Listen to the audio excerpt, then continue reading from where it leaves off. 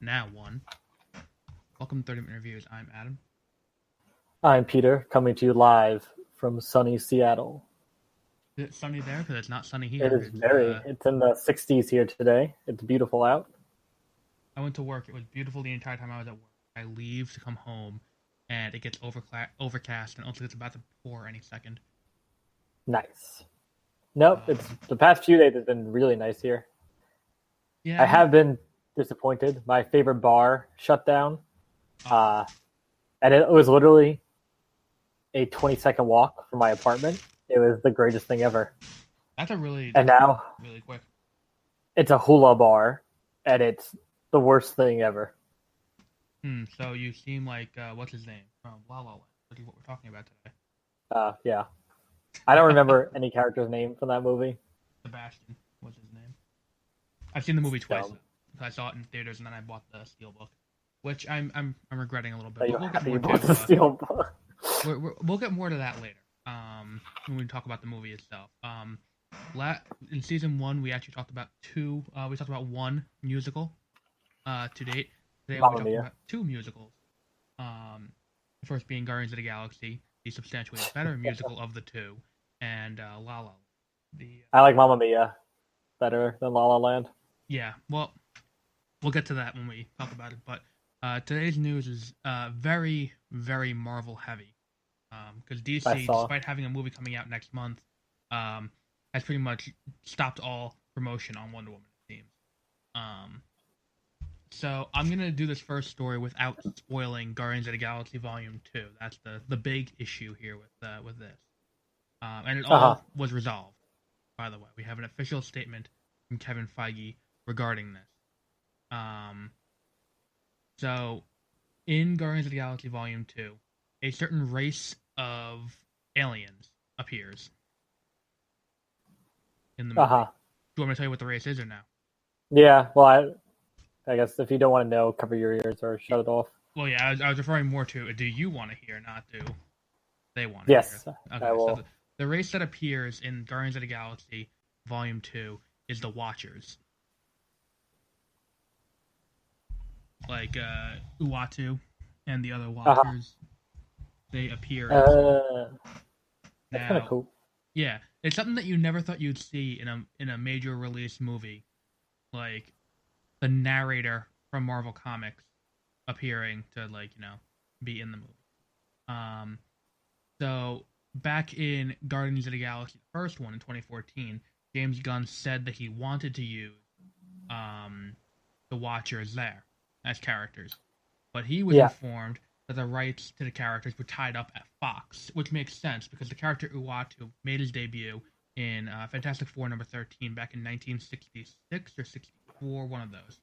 Um, so it would make sense that the character's rights are tied to it, and really, what other Watcher is there that anyone cares about? Uatu. Um, so the question became, was there a right version issue with Fantastic Four? The plot thickened a little bit when it was announced that Ego the Living Planet would be in the movie in some capacity. Mm. Um, because Ego's rights were known to be tied up at Fox. But they got around that because Marvel and Fox traded. Apparently, the rights to Negasonic Teenage Warhead were tied up at Marvel Studios. How isn't I'm not entirely sure. But again, Negasonic Teenage Warhead was tied up at Marvel Studios. So they traded, and we got Negasonic in Deadpool, and we get Ego the Living Planet in Guardians of the Galaxy Volume 2. But that still leaves what happened, how are the Watchers in this movie? Because that is something that's Yeah. definitely tied in. And the way it was explained by Kevin Feige is like this. There are certain things that can be used by both, as evidenced by Quicksilver. Yeah. Quicksilver and Scarlet Witch are both able to be used by both. The names of the characters can be used by both studios. So you can have a character called Scarlet Witch in both an X-Men movie and a Marvel Studios movie, and you can also have a character named Quicksilver. You can't refer to the fact that they're mutants in the Marvel Studios movie. So you can change their origin, and quite honestly, I think I said this, and probably not on the podcast if you weren't doing the podcast at the time. But when Age of Ultron came out, I said they should retcon the origin of Scarlet Witch and Quicksilver, make them Inhumans, Uh huh. which probably would have been better than what actually they did. But that's neither here nor there. We're not going to try and correct history like that. So they can use both those characters. On the other hand, there are characters that you can use the race of, but you can't use specific characters. So you can use the race, like the big example is the Skrulls, which everyone assumed was tied up at Fox because of the use of the Chitauri in the Avengers instead of the Skrulls. And Marvel can use the Skrulls, but they can't use the character Super Skrull, who is basically a combination of all of the Fantastic Four members in terms of power set, because he's bound to the Fantastic Four. And that's the situation with the Watchers. They can use the race, the Watchers, but they can't call any of them Uatu. Mm-hmm. So the Watcher of Earth cannot be named, is basically what it is. So that's how that whole thing resolved. But there are a lot of characters that are weird with the rights.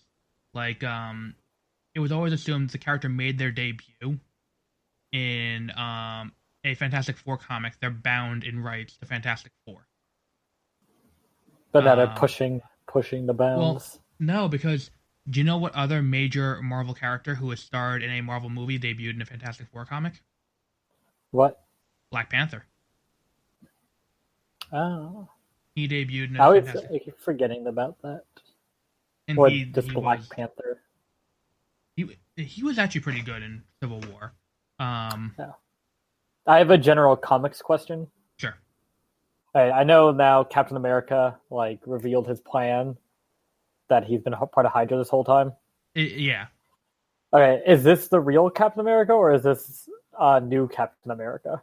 It's Steve Rogers. Okay. But he came in contact with a sentient version of the Cosmic Cube that was controlled by Red Skull to alter his memories to make him think he was always part of Hydra. Okay. So I was just if it's Steve Rogers or a Hawkwing or whatever. No, it is Steve Rogers. Okay. But yeah. On Tell 'em Steve Dave, they were making fun of that because of people freaking out over that happening, and then people critiquing it and saying we need someone to look up to. How could you hurt our feelings like this by making him be part of Hydra and shit like that? Did you know there was outcry initially because he was created by Stan Lee, or I think he was created by whoever created Captain America is Jewish, and you're making him part of a Nazi death cult, and it's first of all, in the comics especially, they separate that. They're not Nazis. They've been around since ancient Egypt or some stupid shit like that. In the movies, if you're gonna go just the movie canon, then yes, it is a Nazi organization. But because it'd be way too much to explain it going back that far and still have a movie around that. Right, they do explain. Well, no, they did explain in Agents of Shield that they did exist longer, and if they did the Inhumans movie based on the plot of season 2 of Agents of Shield or season 3 of Agents of Shield, you could have still done it. Mm-hmm. But yeah, they that's what. Yeah, he is he's gonna eventually come around and be fixed, but he's gonna. For now, it's just annoying. These people are stupid. Speaking of Agents of Shield, it was picked up for a 5th season. What was? Sorry. Agents of Shield. Oh, okay. I don't know where they go after doing The Matrix for this season. Which is a whole other issue. Because I was watching it the other day. I was trying to figure out what happened, because the whole thing in The Matrix is that in the Matrix version of the world is it's a what if for what if Hydra ran the world instead of Shield. Yeah, that sounds like lazy writing. But the problem is, where do you cut off the problem with why? How did Hydra get power? Did Captain America fail in the first Avenger? Well, no, because New York is still there and all the major cities are. Okay. Did he fail in what's it called? Did he fail in the Winter Soldier? Because the Tristalian's still up, and that's where a lot of the episodes take place, is in the Tristalian. But they don't indicate that's it. They indicate that what caused it is in one episode of season 3 of Agents of Shield, they show May's backstory, and it's because she got her in the cavalry because she killed an entire room of men, but she really didn't, and Inhuman Girl did, and she killed the Inhuman Girl. Uh-huh. So, but she just admittedly it was in the crossfire, so she got the nickname, and it's because in this alternate timeline she didn't kill that girl, but that's what caused Hydra to take over. Fun times at yeah. Agents of Shield. Yeah.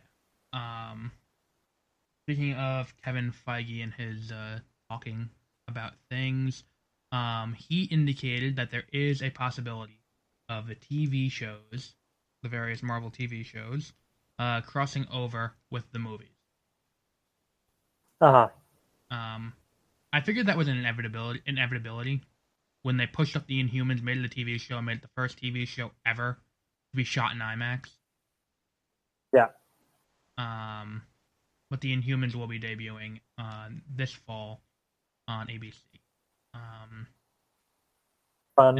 I know. I saw that. Are you going to go to IMAX to watch the first episode? I don't know. The cast doesn't strike me as looking anything like their comic counterpart. Because, like, it looks like... Here's the thing. It looks like it's a TV show. Which sounds more derogatory than I mean it. But I don't watch TV. I watch HBO. It looks like they were shooting a sitcom, and we're like, you know what? We're not going to make a sitcom anymore. We're going to do the royal family of the Inhumans as a drama. Like, that's what it looks like. It just looks weird. Like, you saw the poster of all the characters? Uh-huh. Like, does the guy playing Black Bolt look anything like Black Bolt to you? I don't know what he looks like originally. But I couldn't like pick him out. I guess I don't know. Right, he's the guy in the middle, like the guy in the middle of the thing. But yeah, I do not think the show is gonna be. I think it'll last a season, if that, and I think it's gonna have a lot. It's gonna actually no. I think it's gonna last longer out of spite. Yeah, because I can see Perlmutter at Marvel being so hellbent on proving people want to see the Inhumans, he will pay a lot of money to ABC to keep the show on the air for 6 or 7 years. Like, out of spite. Just to prove Feige wrong. Because the two of them hate each other. So, that's, Perlmutter. Yeah. That sounds... Yeah. You know what I mean.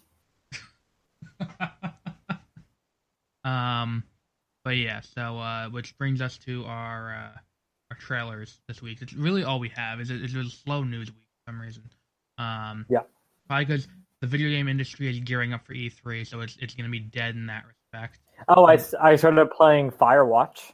This game, I'm only like... Oh, I heard of that. I'm only like 6 months behind the buzz about this game because it went on sale. I've only in the beginning of it, but it's so good.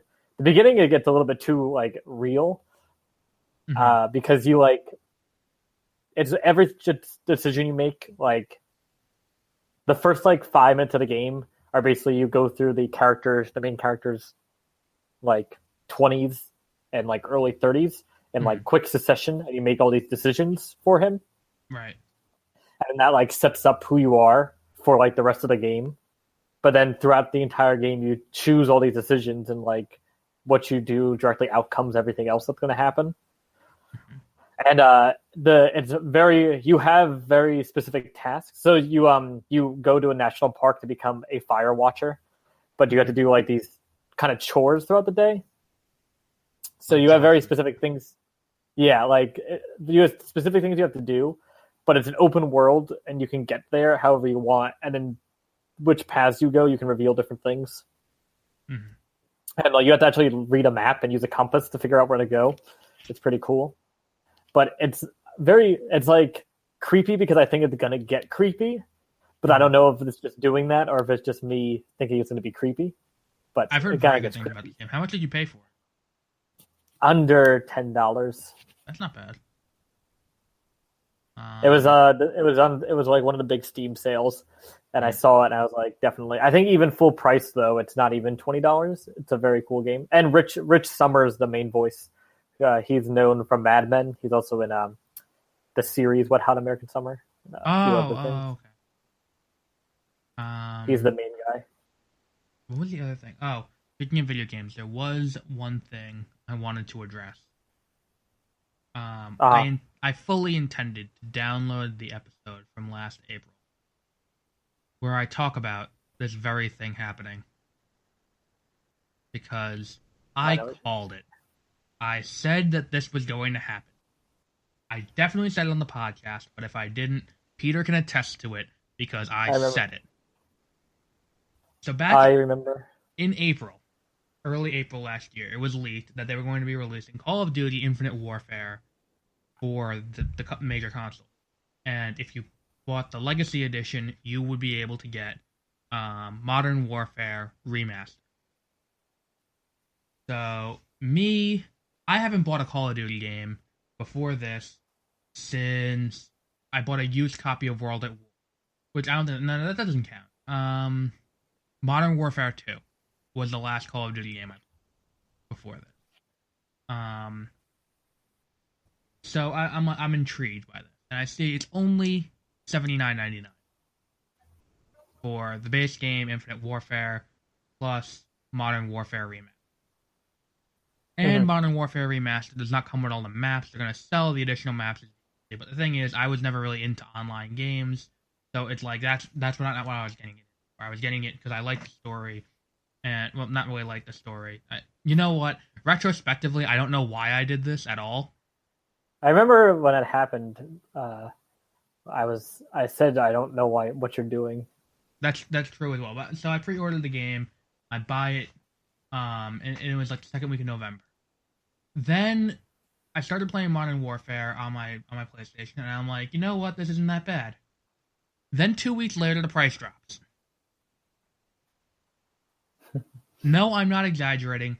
Black Friday, the price drops down to $59.99. Now, I know what you're thinking. You know what? Maybe that was just a Black Friday sale. No, it did not go back up to $80 since. It is still currently at $59.99.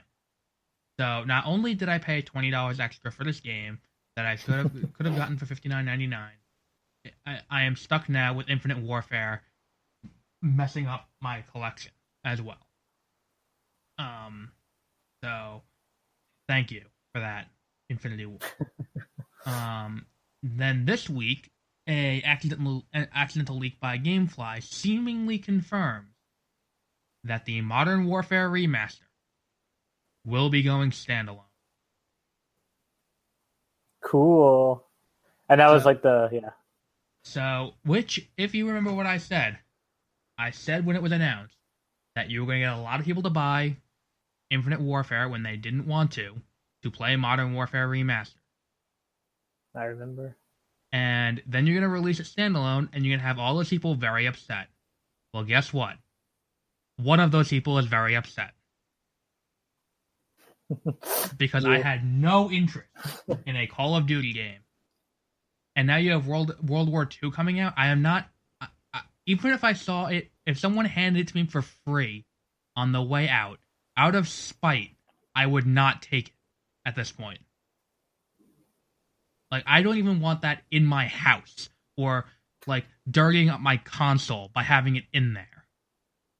Like, congratulations. You've completely screwed this up. I know me personally saying don't buy this game is going to have, like, no impact on the bottom line for Infinity Ward because, you know what? They already completely stripped the franchise with Infinite Warfare, which sucks. But I guess maybe someone else will hear this and think, you know what, that's really messed up. Because here's the thing: even if it's a mistake on GameFly and they're not actually releasing it standalone, or even if it is, you can only rent it through GameFly. It's still pretty messed up that you made the game, you sold it as $80 for months, then 2 weeks after dropped the price, and keep it dropped from there until the end of humanity. Like, that's what I'm more annoyed about than anything else. The fact that I went into Best Buy last week and I was looking around and I see Modern Warfare Legacy Edition for $59.99 after I was told repeatedly from the launch trailer to E3 to the trailer just before launch, the only way to get this game was pay $80 up front. Wait a year before you cut the price at least. Because then it's like, oh, at least I didn't have to wait a year. Exactly. I had it already. That's fine. Like, I don't even know what to say. Like, I think I've made my point on this. Like, it's ridiculous. So yeah. So do not buy Call of Duty World War II. Did you hear the complaints about that, by the way? What? Not about the game itself, but about the fact that YouTube is not allowing people to review the trailer because it's so YouTube got into trouble recently for selling advertisements on what's it called? ISIS beheading videos or something like that.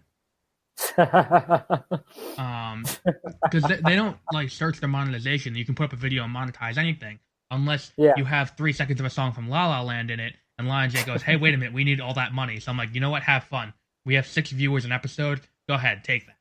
So, they were having the issue with monetization. So they said, you know what? If anything has gore in it, we're not gonna let you monetize it. So now all these YouTubers are like, hey, wait a minute, we can't talk about the new Call of Duty trailer because there's gore in it. You won't let us monetize. Like, did YouTube decide that, or is that YouTube decided that? So even with video games now, you can't put ads if on it has gore in it, you cannot monetize. That's kind of a dumb, like, blanket rule. To be fair, I don't think you should be allowed to monetize Let's Play videos. Because you're just very few. Because here's the thing: for a lot of story-based games, like if I'm watching a walkthrough of The Order 1886, that's a very narrative-based game. That if I'm watching a walkthrough of it, I'm basically just watching the game. There's very little gameplay to it, and I'm basically pirating the game. I'm getting the experience by just watching it. And there's nothing that PewDiePie can scream over the game that makes it constructive and creative enough to make it, worthwhile. I think that's why I like Video Game Donkey so much, because I don't think any of his videos are longer than 10 minutes. Mm-hmm. And he just does like mostly just jokes, but then he'll do like a real review of the game. Right. But he'll never do Let's Play videos for like. I also don't understand if people sit and watch like a YouTube video for that long. It's ridiculous. Yeah, exactly. Like I used to watch. Like the only Let's Players I ever really liked were watching the Let's Plays by Rooster Teeth or Achievement Hunter, whichever one. I remember it is. I remember those. Those are like funny. They would do GTA and they would do Minecraft, which are both things that are huge open world sandboxes that you're not spoiling the game for me. In fact, that's a little bit different because you're giving me ideas of what I can do in my game. Yeah, and they were also really funny, like actually funny. Right. Too. Yeah. But the like, I mean, PewDiePie is just known for screaming like an idiot. But that's what a lot of and hiring and being a Nazi. Yes, that was hilarious. That was probably the funniest thing of the year so far. I remember texting you that, and you were just like, "What?" Yeah, I was like, wait. Back up like 7 steps. What? But yeah, so I did buy a new game. I might, you know what?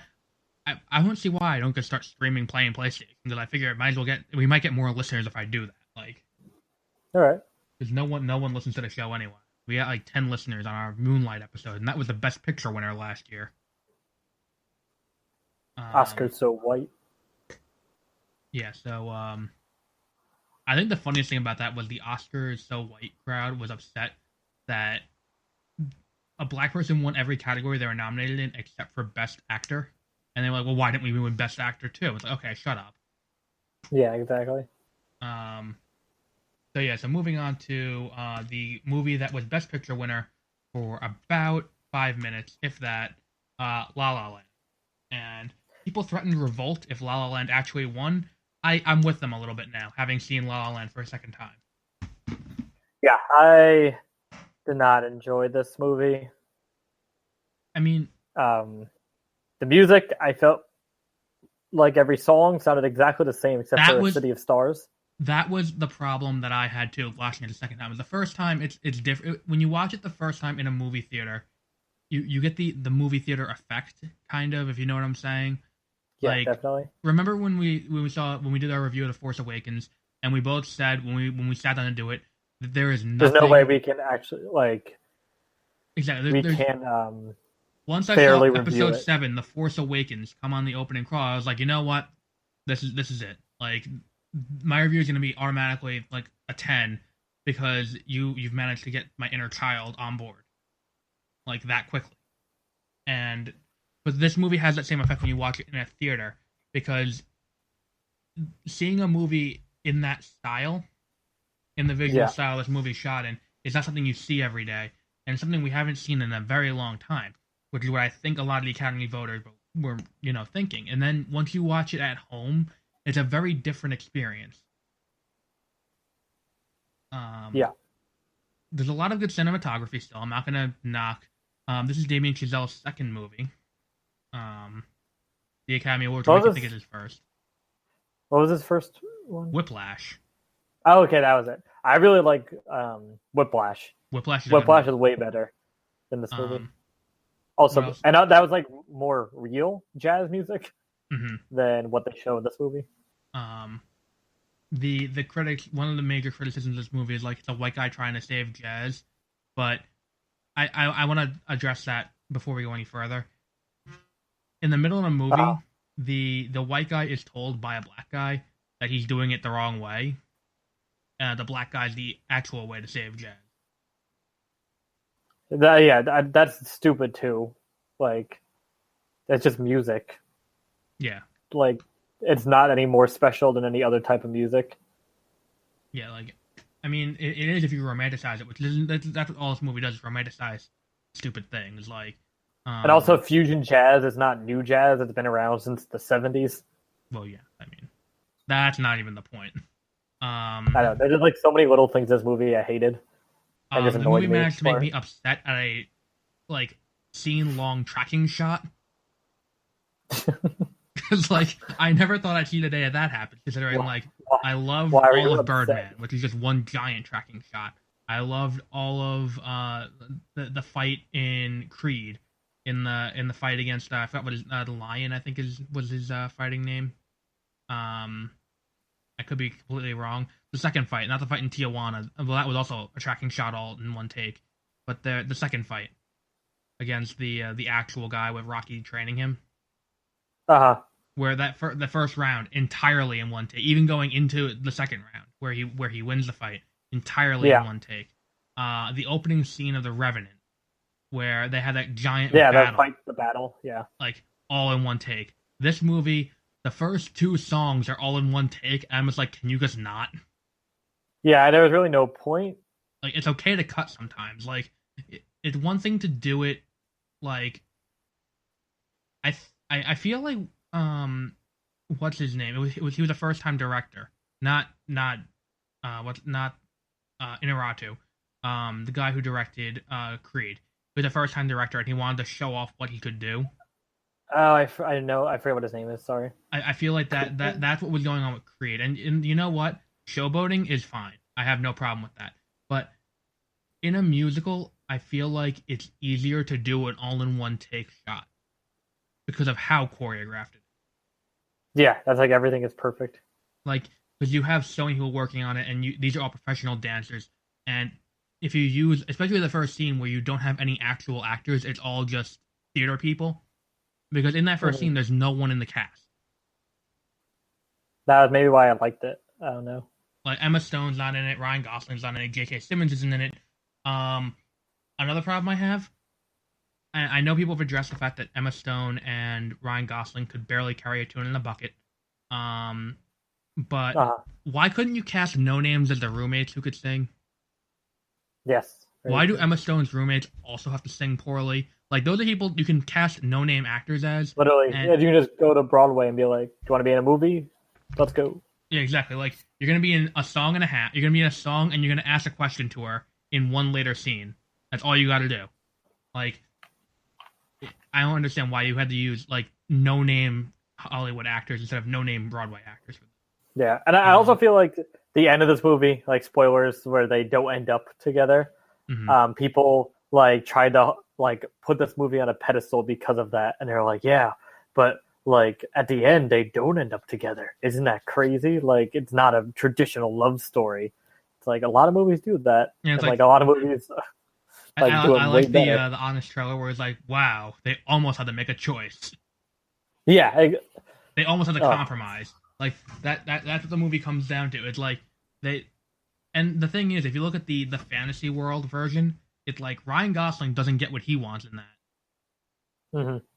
Like Yeah, the but fantasy world, if you're married to someone rich enough, then you can just like do jazz wherever. So that's true. Um, but that's what jazz is really about. that whole final scene is very well shot. I'm not gonna take that away. And like when they do like okay, I feel like I go back and forth between it being pretentiously well shot and like wow that is good because I there really is a like the line. use of color. It was like everyone, all the bright colors of LA. I Yeah. think they used LA to their advantage.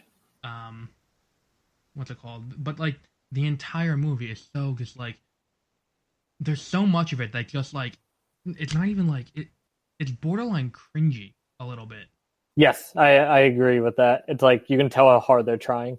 Like the Like song, Moonlight, they were just telling a story, and like it was very character driven, and it's like it is what it is, and it's amazing. Like this, mhm. you could tell they were like how hard the entire movie was trying to be like respected.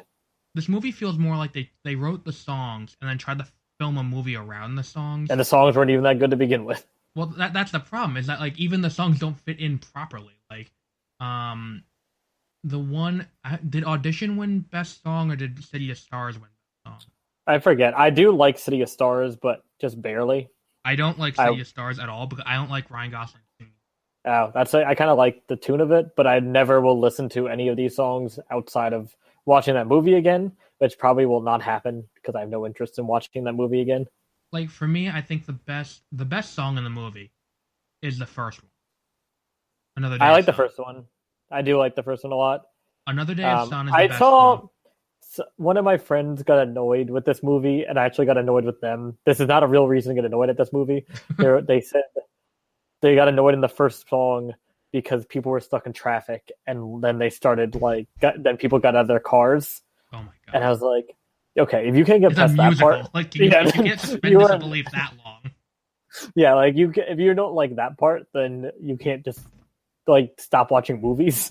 It's like a legitimate complaint. I think we talked about it with Mamma Mia. Is in a musical like Mamma Mia, where it's an adaptation of a stage show, where they have that one scene when they're doing Money Money Money, I think was the song. That one I think fits. The worst one is Dancing Queen. No, I'm not saying it doesn't fit Dancing. in the plot. I'm saying Oh, there's a okay. random cutaway to something that's not happening in like on the island. Oh, Where the okay. movie's very Yeah. self-contained, and then you see her fantasy of her on a boat. It just feels out of place. I don't know. I liked it. Oh, and City of Stars did win. I still have our listing Ah, here. there we go.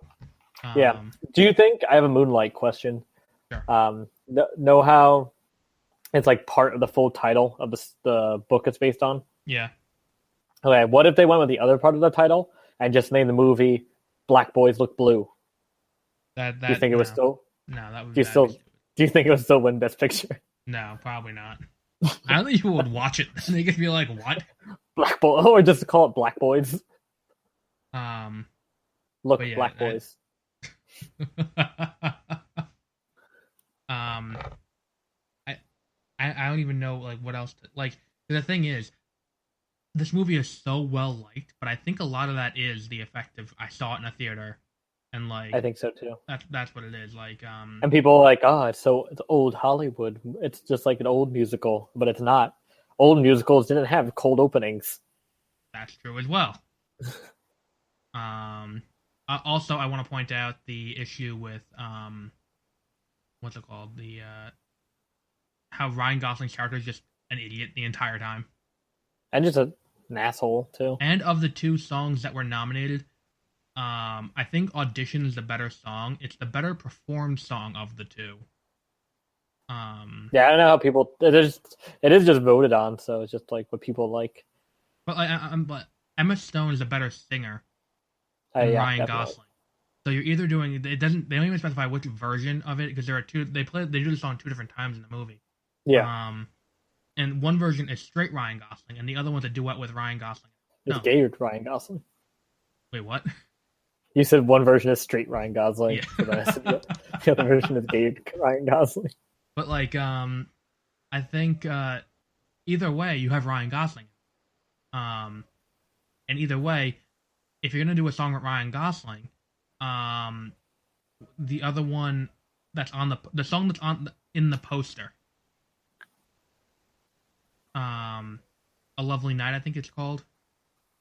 I have I the don't even remember what I really don't remember what the songs were called. I have it on my I have the Like you have sound. to tell me what scene it is, and then I'd be like, oh, The okay, I one kind of after remember they go that. to the party and they're walking to find her Okay. car, and they Yes. do the tap dancing. Oh yeah. Okay. Yeah, I know what you're That's the saying. better song with Ryan Gosling I do. It's fine. of the two, though. Like if you're gonna nominate a song with Ryan I think it's Gosling, more because it's more visual. true. That's true because if you listen to the soundtrack version, they're only talking for about a third of the song, and then it's just you just hear tap dancing for the rest of it, and it's just awkward. Um, Tippity so, tappity. but even so, I think Audition is the better song of the two. I don't know how that didn't win. But the lyrics to Audition are ridiculous because it's that same stupid idealized like thing that every art student on the planet has ever written. Yes. Like it sounds like the average white kid in a creative writing 101 class. Because I've heard this poem before because I was in a creative writing 101 class. It was like, look at her, she's crazy, she's creative. Like, okay, can we break some new ground here? Like, we've seen like this is you're not contributing anything new to this. Like, I don't even know where else to go on. Because like, the whole movie just reeks of that though. Yes, I agree. Um, so how would you rate them? Out of 10, Yeah. hmm. I do feel like I went in this movie somewhat biased, like already against it, but I really did not enjoy it that much. I'm gonna give it a 6. That's how I was gonna say too. I was gonna say a 6. Like I'll give it its merits, like how we were saying cinematography. Like I really like the colors. They're like some things were good about it, but I not for me. And look, that whole the whole scene of in her head of the idealized version of events, that is very well shot. A better And version of that in a different movie is 500 Days of Summer. okay, Have you ever seen that movie? no, I have not. But Okay. Well, in that, I'll really fast. So he breaks up with Zoe Deschanel, but he can't get over her. And then much later on in the movie, she invites him to a party at her apartment. And then the movie split side by side. And at one scene, you see his idealized version of how the party's going to go. And then the other side is what actually happens. Mhm. So in he goes to the party, has a great time. She takes him aside, says she wants to get back together with him, and then they like start dating again, and they're super happy. But then what really happens is that the party is actually her engagement party. oh, that's awkward. Yeah, so that way that's so much better. Yeah. It's, But like the whole thing with this is like that's where I think that's where you would go to get because here and I said it to you last night. I didn't even address this part. I don't even think Damien Chazelle should have won Best Director. no, I feel like it's The guy a who lot of people- directed Moonlight should have won Best Director. that's like he could have won Best Director for Whiplash because Whiplash is amazing. Right, that would have been a more like respectable win. But for Moonlight had the director of Moonlight had to direct 3 different actors, 2 sets of 3 different actors to play the same character, Yes, including 2 child actors, yes, and also have the like the set design. He's got his vision you could see through. I mean, you can do that. You can see what Damien Chazelle wanted to do here too. I'm not saying you can't. I'm saying that he when he how do I put this he can't even direct 2 people to dance and sing properly yeah, I agree. because you can like both Emma Stone and Ryan Gosling are phoning it in the entire movie. Those scenes, and they're not stunt doubles or anything like that. It's like, I mean, and Ryan Gosling did learn how to play the piano for this movie, and that's mildly impressive, but not. Emma Stone shouldn't have won Best Actress for this movie either. That's ridiculous too. Yeah, I agree with that. Who else was it's because it's all because it's very people voting very subjectively. That's why a lot of times the runner-up for Best Picture is usually wins Best Director, because when people are voting in the Academy, they're like, well, I like both of these movies, so I'll give this one Best Picture and I'll vote Best Director for this guy. And like, people think that way when they're voting. It's really stupid. And it fucks up everything. It's really stupid. But yeah, so. Oh, did you see? I think it was in the Honest trailer. Never mind. The guy that gave the wrong envelope. There's him taking a bunch of selfies backstage. Yeah, he deserved to get fired. How fucking retarded could you be? Then there is the infinitely better musical. Actually, we've talked about 3 musicals on the show already. This is the 4th musical we've talked about, because we have La La Land we've reviewed. What is the? Oh, you're gonna say Guardians of the Galaxy. Guardians of the Galaxy is gonna be the 4th. Fun, we did Mamma Mia. We also did Sing Street. Oh yeah, Sing Street was amazing. Sing Street. The music was better. It was better performed.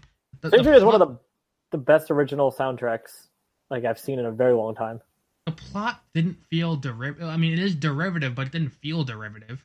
Yeah, like the plot, it's just like a generic, like rom-com-esque type plot. But it didn't feel like it until after the fact you think about it, and you're like, oh yeah, it is kind of the same thing I've already seen. But the music is so good, and like all this music they put in it throughout the movie was so good that I was fine with it. And why did we need 2 nominations from La La Land for Best Original Song when Drive It Like You Stole It again? Also, why was La La Land nominated for costume design? Yeah, exactly. I rewatched it trying to see where they got that, but I don't see anything in the movie. Like, I know I said stuff about colors, but that's just a color. Is it just because they coordinated the 4 girls' dresses in the second song, and it's like, oh really my god, this is groundbreaking. They're wearing a t-shirt. I wear t-shirts too. So Guardians of the Galaxy is 2014 movie, and we're doing it this week because of Guardians of the Galaxy Volume 2. I think it's safe to say Guardians of the Galaxy is a musical. Is a what? Sorry, you cut out right when you're going to say that It word. Is a musical. I think it's safe to say it is. No, I would disagree with you. You disagree? It has music. Yes, it has music in it, like a lot of music. It's like saying every Martin Scorsese movie is a musical. No, but Martin Scorsese movies are different. They don't interact with the music in the Martin Scorsese movie. They only interact with some music in the Guardians of the Galaxy. No, they interact with a good amount of it. I'd say like 2 or 3 songs. Okay. What's it called? There is hang on, I got this. The Jackson 5 song at the end. Okay. That they're interacting to when Drax is sharpening his knife and Baby Groot is dancing. Which is there's a cute little callback to that Guardians of the Galaxy Volume 2. I've already seen that movie, by the way. Nick Monday asked a very important question. What? About why don't we see Groot's dick? And then James Gunn tweeted back at him. And then people got mad at Nick Monday for like diminishing Marvel and like the character or something like that. And he's just fuck you. He basically just told everyone to fuck off. Oh, that's just really quick, but it's kind of the same subject. Did you see Leslie Jones? Chris Pine was on Saturday Night Live this week. And Leslie Jones tweeted a selfie with the 2 of them. Mm-hmm. And then the caption she put can't believe I got to meet Thor. And people lost their shit. Like, they freaked out on her. And I'm pretty sure there were multiple suicides from that happening. And then she actually had to tweet explaining that it was a joke. At least it's not what's it called? Chelsea Handler. Was it Chelsea Handler or Sarah Silverman who tweeted a picture of in the street there were a bunch of the road markings to indicate where the power lines are, and she goes, "Wow, this is Trump's America. There are swastikas all over the floor, but the Trump supporters are too stupid to draw it right." That sounds more like Chelsea Handler. Rather than saying it was a joke, she said, someone said, those are just road markings to indicate where the power lines are, so they don't accidentally go through it. And she goes, "Oh, it's not my fault. Ever since Trump was elected, I'm seeing swastikas everywhere." Actually, that sounds like Sarah Silverman more. I follow both of them on Twitter. It was. I don't remember which one it was. It was one of those two. I don't know why I mixed the two of them up. Yeah, Guardians of the Galaxy is still my. I think it might still be my favorite Marvel movie. I just like it a lot. I think it's my third favorite Marvel movie. There's Winter Soldier and Civil War. Civil War is definitely not my favorite. I don't know. I love Civil War. Actually, I like the end of Civil War a lot. Like, I like all of Guardians of the Galaxy though, except for the part where he goes out in space and takes his helmet off. That's the part I don't like. Yeah, that's kind of stupid. But the Guardians, but no, they do interact with the music a few times.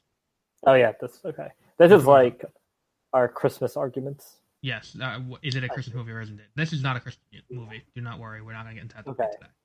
Great. Have we done Iron Man 3 yet to have that debate?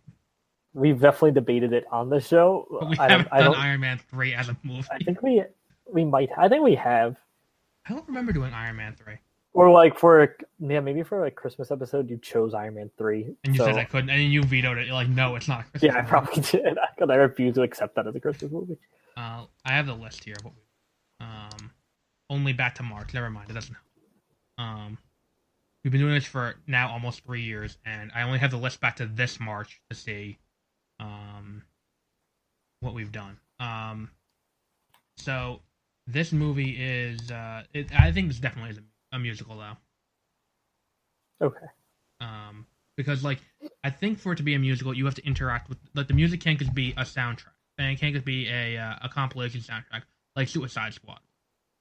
Like if you watch Suicide Squad, none of the music in the soundtrack it's in the movie, but it's not impacting the characters in any way. Like the music is very much a part of the story, not just there. Like I don't know, like that feels like it makes sense in my head more than when I'm saying it out loud. Yeah, I agree. But in order for it to be considered a musical, I think you have to interact with the music in some way, and be it Gamora and Peter Quill dancing to "Fooled Around, Fell in Love" by Elvis Bishop, or what's the other big one? Him going through the temple to steal the orb, and dancing to "Come and Get Your Love." But they're not. It's just they're in the movie. Like that doesn't make it a musical. But he's interacting with the song as he's doing it. Yeah, but I think they have to sing the songs. He was singing along to it. But not every song. Like they just exist in the movie. Okay, we're gonna see if we can get a professional opinion on this. The first sentence of musical film on Wikipedia is the musical film is a film genre in which songs sung by the characters are interwoven into the narrative, sometimes accompanied by dancing. That sounds incorrect. And there's really no... Name one movie musical that they do not sing and is considered a musical. Guardians of the Galaxy. No, because you're the only person that considers that. Okay, there's no way I'm the only person on the planet that considers Guardians of the Galaxy. Also, if you were looking forward to Fox on the Run being in Guardians of the Galaxy 2, oh yeah, it was. It's not in the movie. God damn it! They cut that song from the movie. At least they was in the trailer though, right? Yeah. I really like that song, and I forgot about it. Because it's kind of a weird 80s song that no one really talks about. Well, that's the way I feel with the majority of the Guardians of the Galaxy soundtrack. It's all music that I liked and I just forgot about, and then I bought the soundtrack and it's all on my phone now. What was the I think the soundtrack for Volume 2 is as good as the first one. Mm-hmm. The thing is, when I read those song lists, I'm like, I don't know any of these, and then I heard it, I'm like, oh yeah, I know all. It's like when you don't recognize the titles all the time, but then once you hear it, you're like, oh, okay. Yeah. But yeah, so the first movie, which is what we're talking about today, Yeah.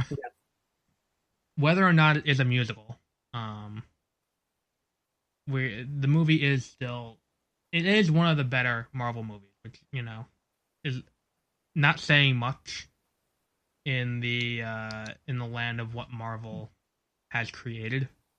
It's impressive though how different it is. Like I had zero clue what the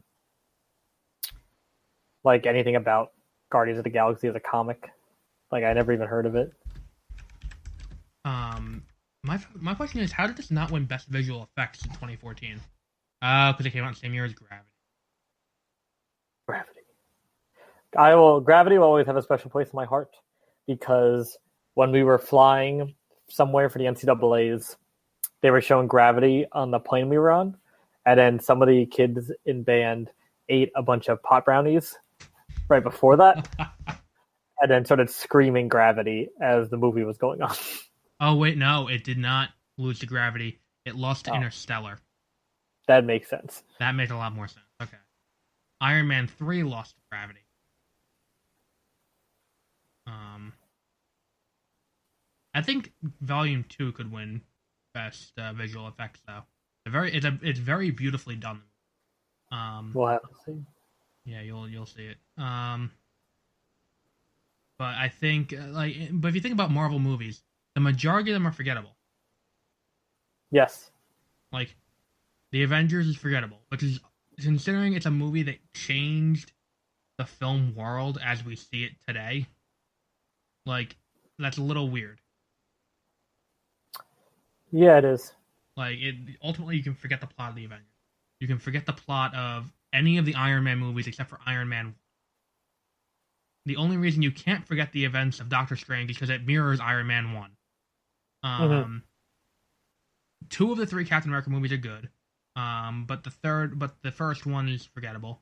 Of the two Thor movies, both of them I don't remember the plots of. I'm not even like kidding around, like make a joke. Literally, the plot of Thor and the plot of Thor: The Dark World are so forgettable and insignificant to the plot of to the overarching story that they're creating. It's ridiculous. Age of Ultron, who cares? But yeah, I've actually gone through all of them that fast. Oh, and the Incredible Hulk, which the fact that I forgot about the movie even existing should tell you how forgettable the movie is as a whole. The fact that I remember what happened in Guardians of the Galaxy should tell you that it's in terms of plot, it's a good movie. The way it's shot, it is it's the biggest thing about the movie is the soundtrack, because it does have one of the best soundtracks of a licensed soundtrack. I mean, that's not a Scorsese movie. That's just loaded with the Rolling.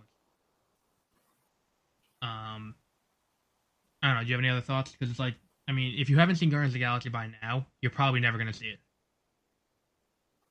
Yeah, unless you have some reawakening into superhero movies. Yeah, exactly. Like which I mean, it is entirely possible. It's just it relates heavily to the rest of the Marvel universe, but it's just a movie by itself, like that does its own thing. That's why I like it. And Glenn Close is in it. Yes. Also, I want to point something out that may not be well known about this movie. About where it fits into the Marvel universe as a whole. You know where it takes place? Where? No. What do you mean? When? Oh, when? No. Just after Doctor Strange. Interesting. It's a Phase 2 movie that comes out after two Phase 3. That came out before two Phase 3 movies. But takes place after it. Oh wait, you know what? For the only real thing that you can actually like say it where it is in the timeline is Guardians of the Galaxy 2 takes place just after Civil War. Oh, there's no Earth part to indicate that, but there is something in the plot that does indicate that it does take place just after Civil War. I'm not going to spoil it for you, but there is that indication. Thank you. And Gunn said the movie takes place 3 months after the first Guardians of the Galaxy. So it's the only Marvel movie to have a weird timeline position.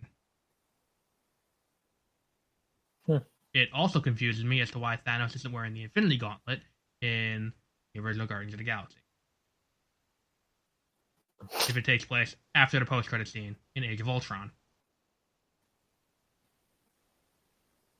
So, there you go.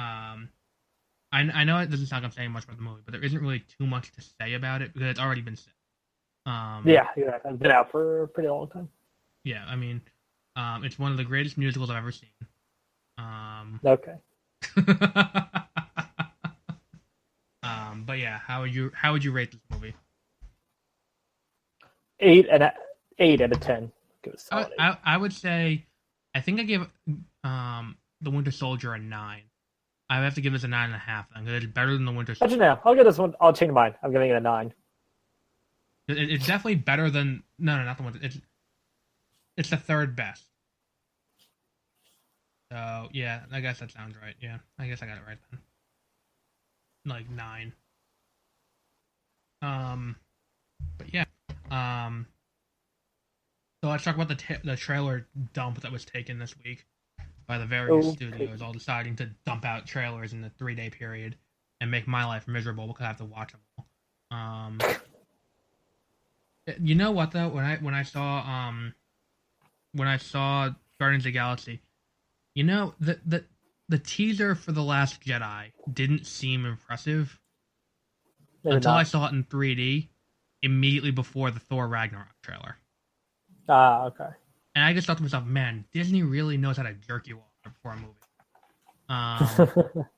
Because like that, it was like the single greatest combo I've ever seen, like back to back, just before a movie started. Ooh, I might get that. I have enough points to get Pirates of the Caribbean at World's End. I just went on a very large Amazon spending spree because I have the Amazon credit card, and I completely forgot that I'd be getting all these cash back for a while. So I was just like, I'm going to buy some stuff on Amazon. So I finished buying all House of Cards on Blu-ray. I bought new Bluetooth earbuds. I bought a new laser pointer presentation clicker thing. Mm-hmm. So it's pretty cool. Yeah, I get 5% cash back. I've been saving up my points on Disney Movie Rewards, and they're doing a cool promotion. If you go to a Regal Cinema, and okay, this isn't an ad. This is just a tangent. If you go to a Regal Cinema and you see Guardians of the Galaxy Volume 2, Pirates of the Caribbean, Dead Men Tell No Tales, and Cars 3, they give you like 2,000 bonus points. So congratulations, you found a way to get me to see Cars 3. But yeah, I'm definitely gonna take advantage of that thing to get a ton of points so I can get movies for free. It's like they have all the Pirates of the Caribbean movies on here, and I own none of them. But yeah, back to the trailer this week. Do you want to talk about the House of Cards trailer? Yes, I fucking love House of Cards. I don't think there's anything this show could do to me to make me stop watching it. It's so fucking good. Like, every character is built up so well. Not just Frank and Claire, the main two, but every character is brought into the show. Mm-hmm. Like, no matter what season, like, it's built up as a character so well. Like, and so it does such a good job where I feel like you can draw out a map of predictions of what the show is going to do, depending, like, for each character, and you would be right because they keep to the characters so well, and you know so much about, like, the characters. Mm-hmm. Like, that's how I remember I called him making Donald Blythe his vice president right before season 4. A proud moment in my life. There's like so much, like Stamper. Season 3, I'll admit, season 3 not that great. It's well, it's still amazing for me, but it is the lesser of all the seasons. Mm-hmm. There was more foreshadowing though, because right now I'm about to be done with season 3, so this will be the third time I'm watching season 3. And it's there's a scene where right before Claire asks him for something to make her do a recess nomination to make her the ambassador to the United Nations, right, or United States. And then he's making a peanut butter and jelly sandwich, And after he says yes or whatever, he looks at her and cuts the sandwich in half. And he's like, "Oh, do you want half?" Because then in season 4, it's not a spoiler at this point. Claire becomes vice president, so she does get half of the presidency. That scene is also strange. I think if someone asked me about any scene of House of Cards, I think I could explain what it meant or like what the character's motivations were behind that action or like pretty much anything about it, except for one scene in season 3. It is actually that scene also. So Claire gets she doesn't get like voted to become ambassador to the UN through the Senate. So that's why she goes to Frank to ask for a recess nomination so she become ambassador to the UN. Right. So then she goes to Frank and asks him, and then he just says yes. So, and then he asks her like for the do you want half thing. Then he walks away, and they're in the kitchen, and then she like dry heaves and like almost throws up in the sink. And I still do not understand what is going on in that scene. What's there to get? Like, it seems pretty straightforward. Like, why did she do that? I think it's that she didn't expect to get that. Part of me is thinking, because she feels more guilt about things than Frank does for destroying people. And the whole point of her becoming ambassador to UN is to start her political career. So then when Frank is done being president, then that's when she's going to start running and start building up herself. Right. Like, so that's why they're starting now. So part of me is thinking that's for her the first step in destroying Frank to build her own career she's just up. Nervous at that point. I feel like she felt bad about it because when one of the Robin Wright deserves the acting like for everything for House of Cards more than Kevin Spacey I think does because she does a much bigger range of acting across that show. Right. And is a better actor in that show. Evidence for that can be found at the end of season 2 when they're about to destroy President Walker and Frank will like assume the presidency where between Frank and Claire they set up the president and his wife to go to counseling and get like treated and now everything's coming out in the open. So the president's wife calls Claire to talk about it. And then that's Claire convinces her to tell the president to waive his confidentiality rights from the therapy sessions to trick basically them. So then she says, "Oh, thanks Claire for being such a good friend." And then right when she hangs up the phone, like Claire just breaks down and like starts crying and stuff. Like it's so good because she actually felt bad for like destroying her. There's also something I think a good professional memers or people that like making GIFs of things. A perfect one to make would be in season 3. He's talking to this judge that has Alzheimer's, and then the judge decides to stay on even though he wants him to resign so he can make Heather Dunbar Supreme Court justice because then she can't run against him for president. And the judge decides to disagrees and stay at work, and then he turns to the camera and he's just like, "Must I destroy this man?" And I think that'd be my reaction when. Yeah, perfect. That's a good one. So I'm not going to do it, so someone else can take the reins of that. So the season 5 trailer. So season 4, it's the greatest season finale of the show so far. It is fucking amazing. What season finale do you think is the best? Do you think when he becomes president? Yeah. Yeah, and he slams his fist. Yeah, that I think is the best. That one is good because he's being sworn and he's just like all the way up to the presidency and on a vote cast in my name. Isn't democracy great? Yes. That's when he becomes. Ending. That's when he's sworn in as vice president. And him telling what's it called? Oh yeah, a heartbeat away from the presidency. And then when he's talking to Raymond Tusk, like pick your side carefully. Yeah. Like that's what the opera, and then Tusk fucks President Walker over. Yeah. I think that is the best finale. Now, season 4, you haven't watched it yet, so I don't think you understand how basic it is. But the end of season 4 is so fucking good because you go through this whole thing and then they're losing, like in the pre-polls to the Republican nominee. So then they can't figure out what to do. So then he's like, and Claire and him have their reconnection because a lot of the season they are basically separated from each other. Right, because that's how season 3 ended. Was that? Yeah, with her her leaving, and basically she decides to run for Senate in Texas, and just like decides to do everything alone. Right. And that's when you see. Sorry, you meet Claire's mom too. And then there's a whole part where Frank gets shot and almost gets assassinated. Yeah. And then Claire's mom is like, I hope he dies. Like, it's pretty intense. And then, so then they reconcile, and then they figure out how to win. And then she's like, Claire's just like, I'm done trying to win over their hearts. Time to rip them out, or something along those lines. And they've come up with this whole war plan just to go, like, do a full-scale war against basically ISIS.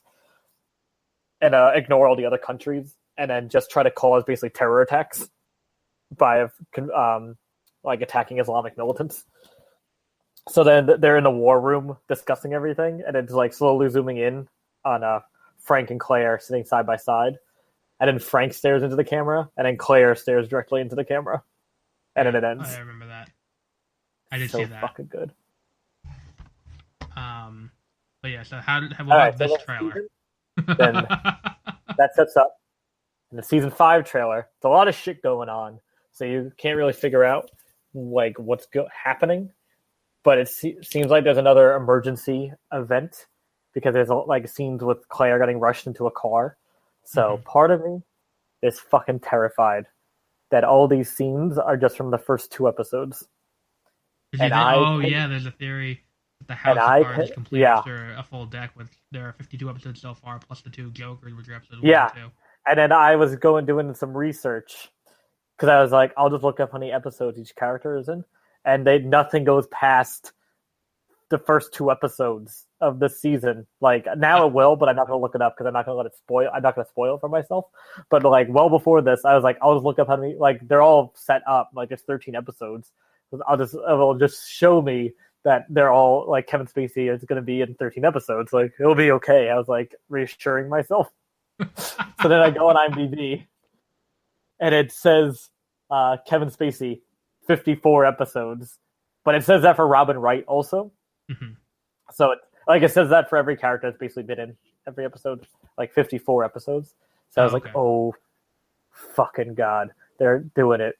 That's why I think they're going to do it though, because they just held that layer. So I'm really concerned that they're going to kill him in like the first 2 episodes.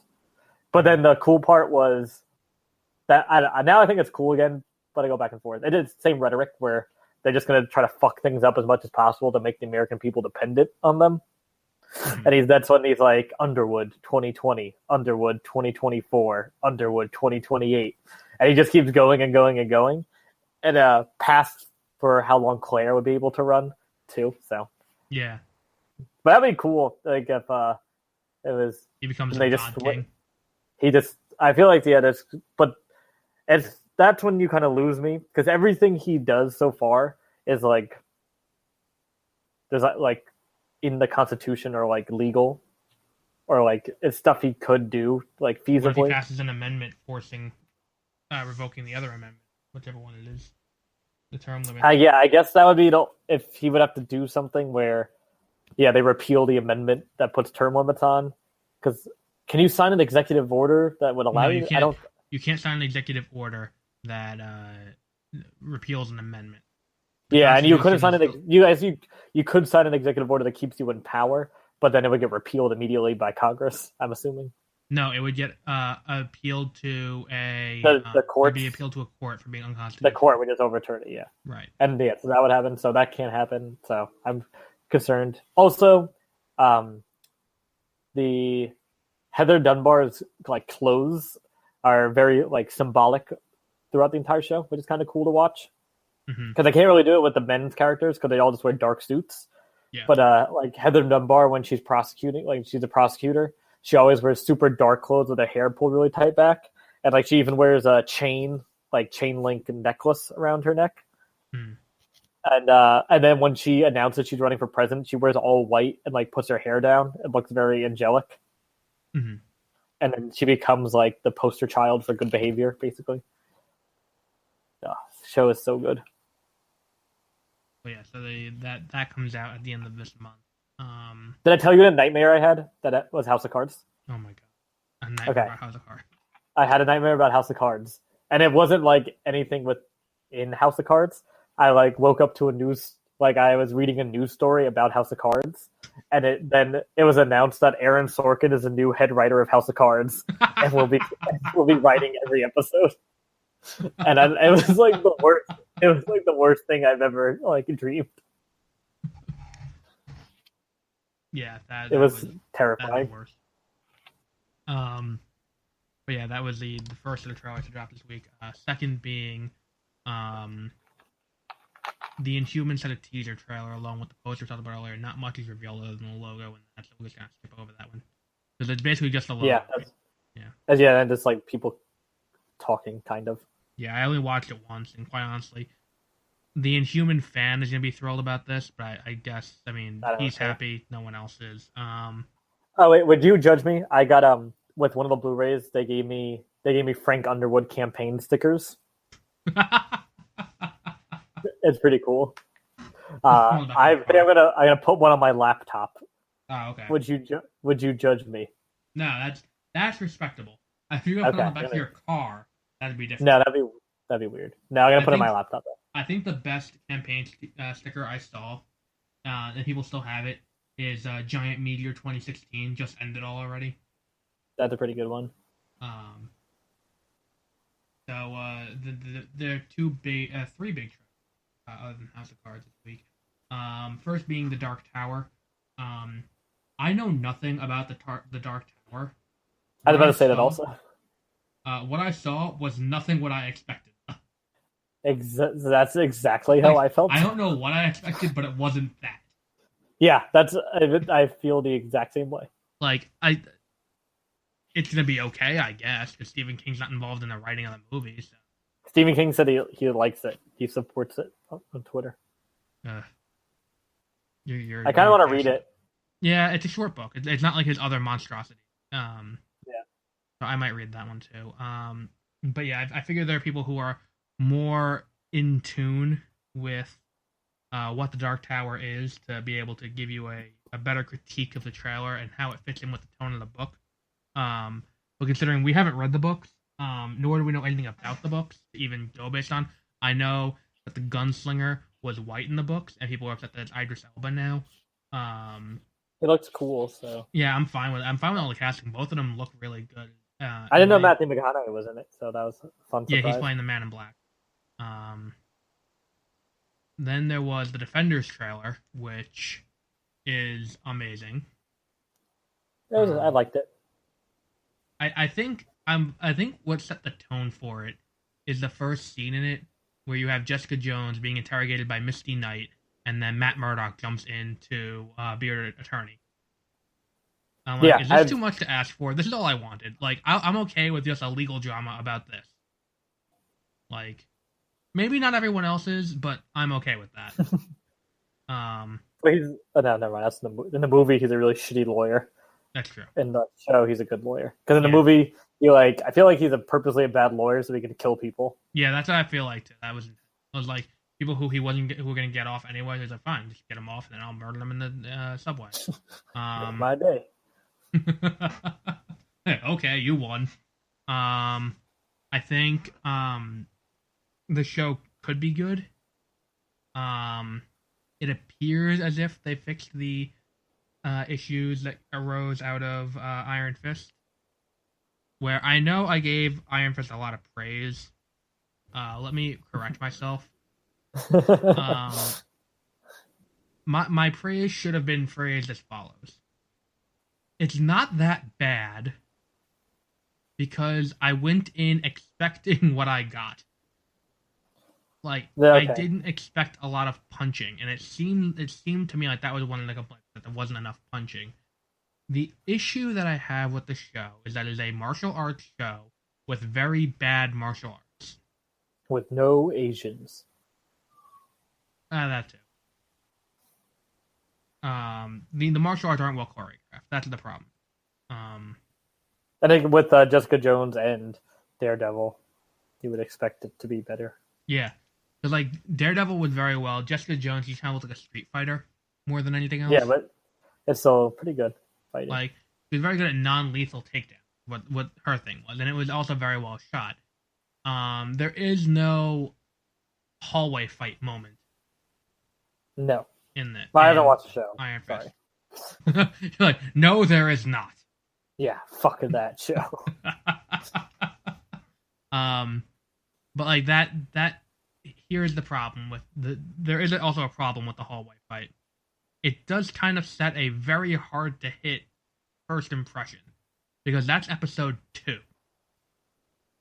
2 like of a show. There hasn't been anything in Marvel Netflix that has reached that point of quality yet. The prison fight was pretty good. Okay, yeah, the escape from prison in season 2, where that whole episode though is probably the best episode of the series. Where Is that when he also? I like when he fights Kingpin. Daredevil versus Kingpin, or No, Punisher versus Kingpin. yeah. And Elektra's gonna be in the show despite being dead, so that's always fun. I like the pairings they went with to start out. Where it's like Jessica Jones and Daredevil, they do seem like they would. That's a chemistry to the two of them. That'd be an interesting. It's an interesting mix. People think he's an alcoholic. She is an alcoholic. There we go. Problem solved. Then there is, and then Luke Cage and Iron Fist is also an interesting dynamic because of how the two of them are like completely polar opposite personality types. Yeah. But like, and then I think no other combination would have worked as well. Because if you did the other combination where it's Jessica Jones and Iron Fist, that would have been not as weird as Daredevil and Luke Cage. It's like George and Elaine hanging out.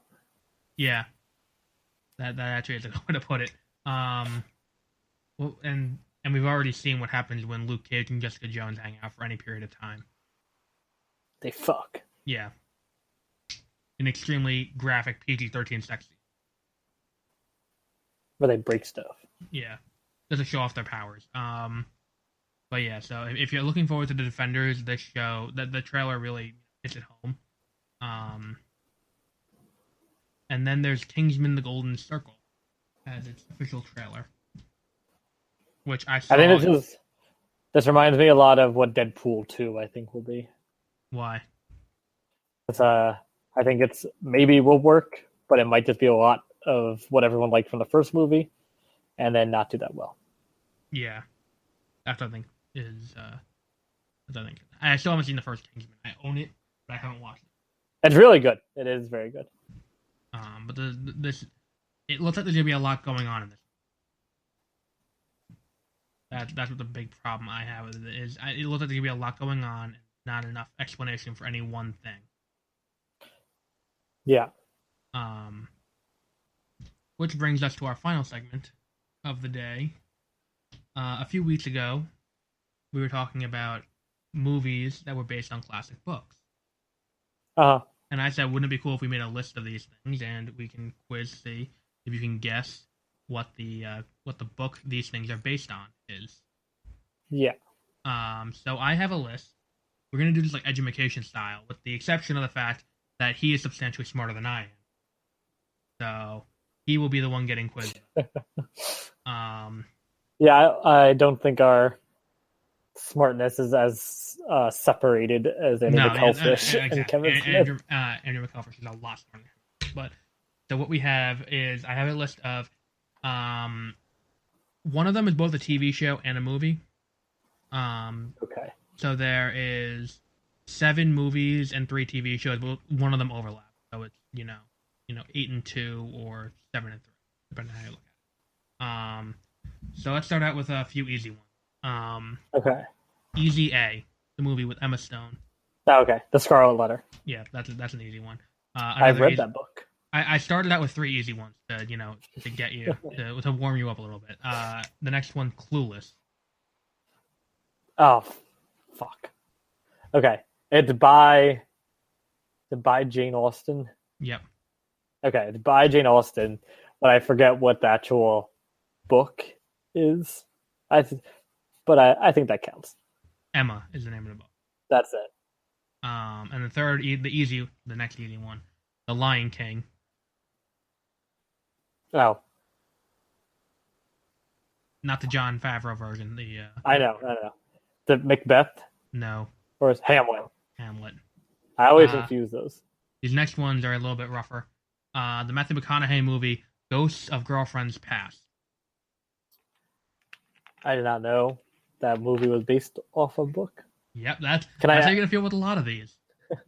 Can I ask? Would I know this book? Yes, absolutely, you would know this book. The book has been adapted into straight adaptations before as well, that you've probably seen. The Muppets did a version. Disney did a version with Mickey Mouse. Mr. Magoo has done a version, I think. There was a version that was weird CG with Jim Carrey. Oh wait, okay. A Christmas Carol. Yeah, I didn't know. I thought the title would indicate that to you. Okay, now I get it. The next one, you're never gonna get this one, I think. Ice Age Continental Drift.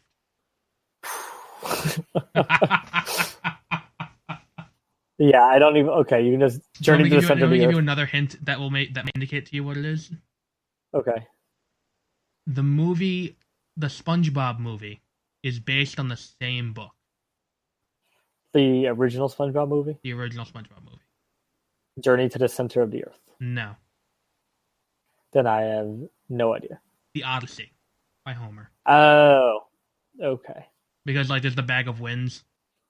Yes. They used to get back, but he accidentally releases it to the ocean. Then the next one. This is an easy one, I think. The Nutty Professor. I do not know that was based. Oh wait, is it Dr. Jekyll and Mr. Hyde? Yeah, it is. Okay. Have you heard of the anime Ouran High School Host Club? No. Oh, okay. Well, never mind. That one doesn't work. Why would you ask me that? Because I thought that was the one that you told me your brother watched, and you're like, "Oh, I recognize that one when we were scrolling through Netflix one day." That doesn't mean I watch it if I recognize it from my brother watching it on our shared Netflix. As you like. I did start watching an anime. I watched. I started watching One Punch Man. It's very good. It does. I read the first issue of that, and it seemed very. It was very fun. But I don't think you would like it because it's only subtitled right now on Netflix. Yeah, I don't do subtitles. Direct your attention. But yeah, it's based on As You Like It, or High School Host Club. Time After Time is the crossover one. It's both a movie from 1979 and a remake this year on TV. The Cyndi Lauper song? What? The Cyndi Lauper song? The Cyndi Lauper song, I believe, if I remember the documentary correctly, got the title from seeing this title on the TV guide. Do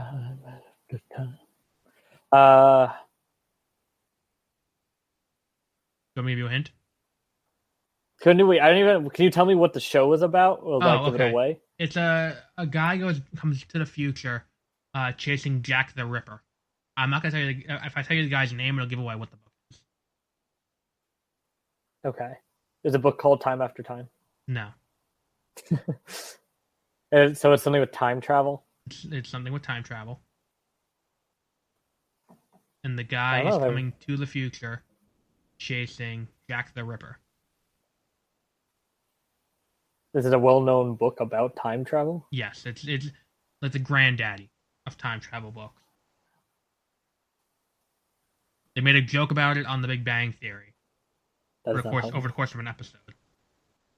Okay, that doesn't help me, but is it The Time Machine? Yes. The H.G. Wells? The H.G. Wells, The Time Machine. Because H.G. Wells comes to the future, chasing Jack. Okay, that's why. I was just like, I was like, I feel like there's only one book actually I know that has something to do with a time machine. This is the other TV show. And the Michael Crichton book called Timeline, but I didn't think it was Timeline. This is the other book, the other TV show, Empire. There are actually two acceptable answers for them. I bet it's something not obvious. Well, no, one of them is Shakespeare. That's what I was like. I bet one of them is like Shakespeare. I have never watched an episode of Empire. I just know that It's really good. I don't know. I've seen Macbeth? half of the first season finale and half of the second season, and that's it. Is it Macbeth? No, do you want me to tell you? Yeah. King Lear, Ah. but it's also a closer adaptation of The Lion in Winter, a 1966 play. Okay. Well, I would not have gotten that one. You would never have gotten that. And the last movie, She's the Man, with Amanda Bynes. The Amanda Bynes movie? Yeah. Based on a classic based on a classic play. That's what I was, as like, it's similar to Clueless in that vein, I assumed. Yeah. Albert Knotts. Nope. The Crucible. No. Well, I know You're this just play. listing shit hoping you get it. Death of a Salesman. The Diary of Anne Frank. In Moonlight, Black Boys look. Yeah, Black Boy. No. It's based on Twelfth Night, the Shakespearean. Okay, yeah, I definitely would not have gotten that. I do want to read more Shakespeare. I feel like I'm mature enough now. You don't want it. You don't. I think I will do it. I minored in English and took a class on Shakespeare, and I didn't even read Shakespeare. What if I have fair, Ian McKellen reading it to me? To be fair, I did fail the class as well, but I don't know. I don't think that's Shakespeare's fault. if he wrote more interesting plays, then I would have read them. I mean, if he wrote more like Dan Brown. I'm halfway through Inferno right now. Are you enjoying it? Yeah, Inferno is very good, mainly because it's different from the other three. Mm-hmm. Because the other three follow the exact same formula, where you can insert different things and it fits all together. Mm-hmm. But Inferno starts out like you have no idea what's going on, and it's like much more of a mystery that you have to fit. That's like being solved as you go through the book. So I liked it a lot. Very fast paced. The Lost Symbol is definitely the worst one. That one was not great, and it was like zero payoff. I was just like, wow, like cool. My dad hates Dan Brown. What? My dad hates Dan Brown. He's a like a $2 Michael Crichton. Is how I would describe him.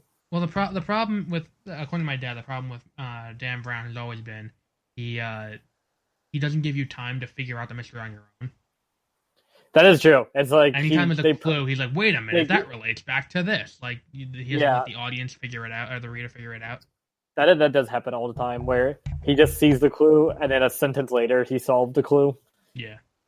I think Angels and Demons is my favorite one. Maybe it's an unpopular opinion. I did not mind the movie Angels and Demons. I thought it was fine too. Like, I don't understand why people vehemently hate these movies. Like, but I'm excited because awful. There's a giant science conference in DC this year, and now that I've read The Lost Symbol, I am a master in not only religious history, but also now in like DC architecture and like symbolism in Washington DC. So I'm pumped to go test out the new knowledge. I'm going to demand they let me see the cornerstone to the Washington Monument, so I can unearth the Bible that's hidden inside of it. I wonder if you're the first person who's done that. Probably not. Yeah, exactly. I would say also, absolutely not. Angels and Demons is cooler because like you got to learn a lot about Vatican City, and like there's more exciting things going on, and like the twist is better. Da Vinci Code's not that great. It's very slow. Yeah. They don't leave the Louvre for the first 100 pages. Nice. Isn't that crazy? Like they're inside that museum where the body is found for 100 pages. I haven't read the books. I read Inferno. Inferno's good. I like it so far. Lost Symbol to drag because each book usually has a science component too. Mm-hmm.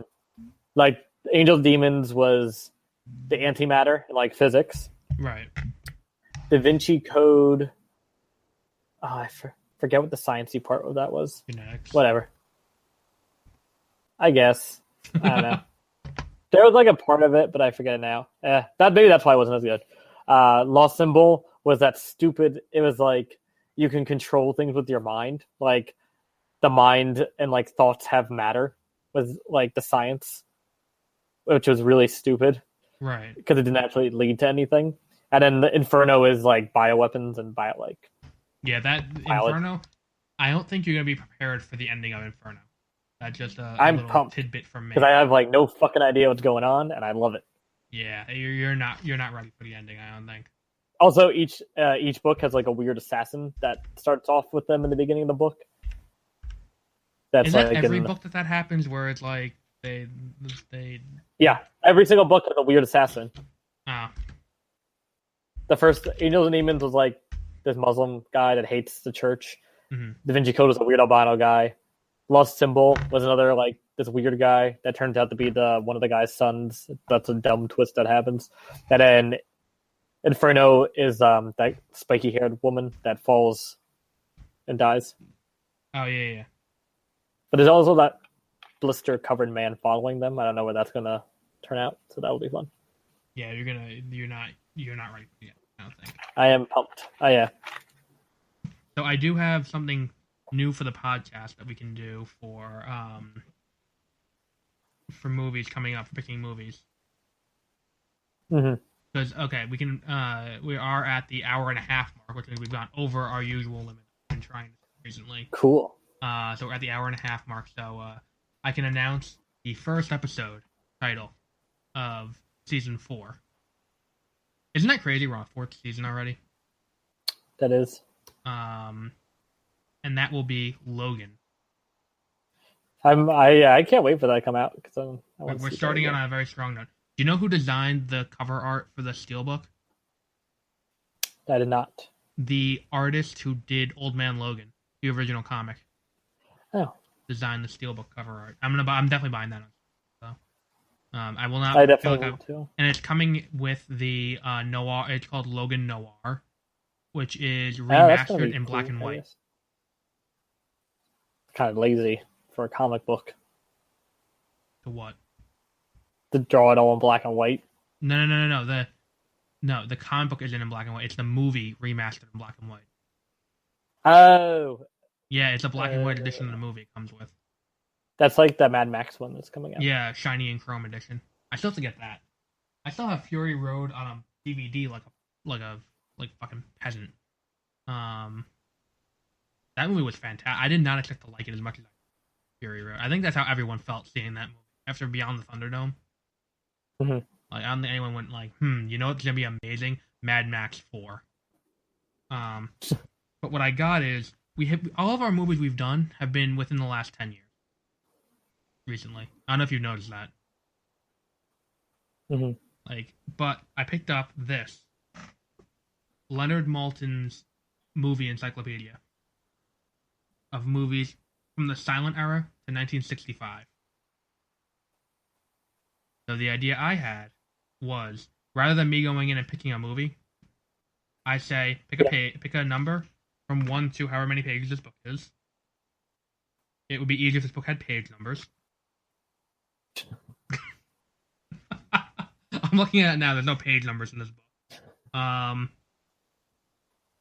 So it's like, or I'll go like this. Like, tell me when to stop, and then wherever I stop, pick an entry number, and then we'll do that movie. Okay. It's all really old. It's movies from the silent era through 1965. Okay. Are you doing it? We can get more classic movies. Okay. Hang on. There's gotta be a better way to do this than me flipping through like this. Okay. Something I can use as a reference point. Oh, there are page numbers. Okay. Hang on. Pick a number between 1 and... Okay, this isn't gonna work. I don't think there's thousands of pages in this book. Let me find where the index starts. 1 through 805. 805. Okay. Pick a number 1 through 3. 3. Zuzu, a movie in French from 1934. Good call. I thought it was gonna go in year order. No, it's in alphabetical order. Do you want to try again? Nope. Okay, so we're doing Zuzu then. Good luck finding a movie from 1932 that's in French. Is it ZU? No, ZOU. It's all one word. So that'll be our second episode. It's in French, so that'll be fun. Do you speak French at all? A little bit. I can guarantee this movie isn't subtitled. Are you sure you don't want to try something else? Fine, I'll try it again. Okay. I choose page 800 now. 800? Yeah. What's it doing picking all the way at the fucking end? Okay. 1, 2, 3, 4, 5, 6, 7, 8, 9, 10, 11, 12, 13, 14, 15, 16. Pick a number from 1 through 16. 8. 7, 8. Youngblood Hawk from 1964. What is it called? Youngblood Hawk from 1964. Sounds cool. Cliched but somehow compelling trash from the Herman Walks novel about a naive Southerner who writes a novel and becomes a toast of New York City literary society, with several women vying for his attention. Cool. That could be interesting. It's 2 hours and 17 minutes from a movie from 1964, so that's always good. That's like it's like almost an epic. Yeah. Do we have time to address the other epic that I saw? Or do you want to skip ahead and do a beware of spoilers pre-show for you for Guardians of the Galaxy, where I won't spoil anything for you, but you can talk about what your thoughts are going into the movie. I guess. Yeah, we'll do that then, and then we'll also talk about Fate of the Furious, which I have right now. We'll do that, and I'll stop the stream so that way we don't have this. We'll just do it in a separate, like we'll start as a beware of spoilers episode. That way we're not jumping in. Next week's movie, someone selected Caligula as next week's movie. It's a classic. Don't watch it with porn. Don't watch it with your parents. It does get referenced in The Office, so I guess it is a classic. There are certain scenes that are literally porn. I thought the whole movie was literally porn. No, there's like they cut in like real porn scenes throughout the movie.